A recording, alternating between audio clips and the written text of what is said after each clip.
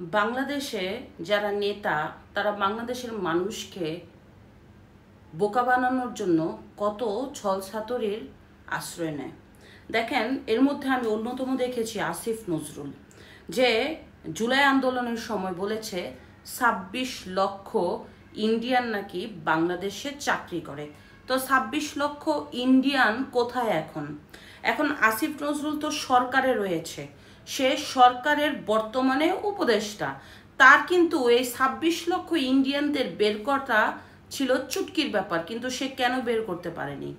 তো ২৬ লক্ষ ইন্ডিয়ানদের এখন বের করে বাংলাদেশের ২৬ লক্ষ বেকারদের কর্ম দিয়ে দেন, কর্মসংস্থান হয়ে যাবে বাংলাদেশের মানুষের। কারণ আপনারা ভালো করেই জানেন বাংলাদেশে প্রতিদিন কর্মসংস্থান কমে যাচ্ছে, বেকারত্ব বেড়ে যাচ্ছে। এই যে কর্মগুলি প্রতিদিন কমে যাচ্ছে, তো ২৬ লক্ষ ইন্ডিয়ানদেরকে বের করে দিয়ে ২৬ লক্ষ বাংলাদেশিদের চাকরি দিয়ে দেন না। এই যে মিথ্যা গুজবগুলি ছড়িয়ে মানুষের মধ্যে একটা ইন্ডিয়ার বিরুদ্ধে বিদ্বেষ তৈরি করতে চেয়েছিলেন, তাহলে কি এক দেশ আরেক দেশের বিরুদ্ধে যুদ্ধ করলে কি আপনাদের ফায়দাটা কোথায়? নিশ্চয়ই কোনো ফায়দা আছে, কারো এজেন্ডা বাস্তবায়ন করার জন্য এসেছেন আপনারা। সেন্ট মার্টিন বন্ধ করে দিয়েছেন কাদের এজেন্ডা বাস্তবায়ন করার জন্য?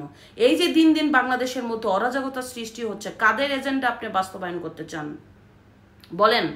২৬ লক্ষ ইন্ডিয়ান বাংলাদেশে চাকরি করার নামে যেই গুজব আপনি ছড়িয়ে আপনি অন্যায় করেছেন, সেই অন্যায় একদিন না একদিন বাংলাদেশের মাটিতে আপনাকে ক্ষমা চাইতে হবে, এর জন্য আপনার বিচারও হবে।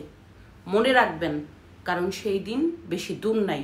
আপনি একজন সুশীল মানুষ ছিলেন, এখন নেতা হয়েছেন, আপনার কাছ থেকে মানুষ অনেক কিছু শিখবে। কি দিয়েছেন আপনি বাংলাদেশের মানুষকে?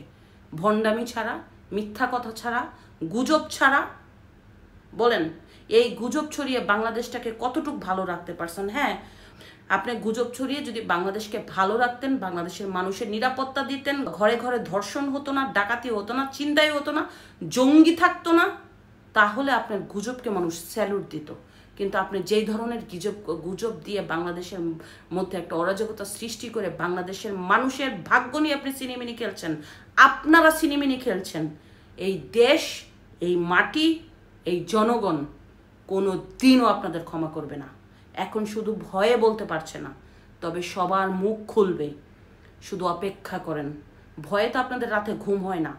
শেখ হাসিনার মতো সরকার, যার এত লোক ছিল, এত পাওয়ার ছিল, এত বড় নেত্রী ছিল, পালিয়ে গেছে, আর আপনারা তো চুনো পুঁঠি। এর জন্য তো ঘুম হারাম হয়ে গেছে।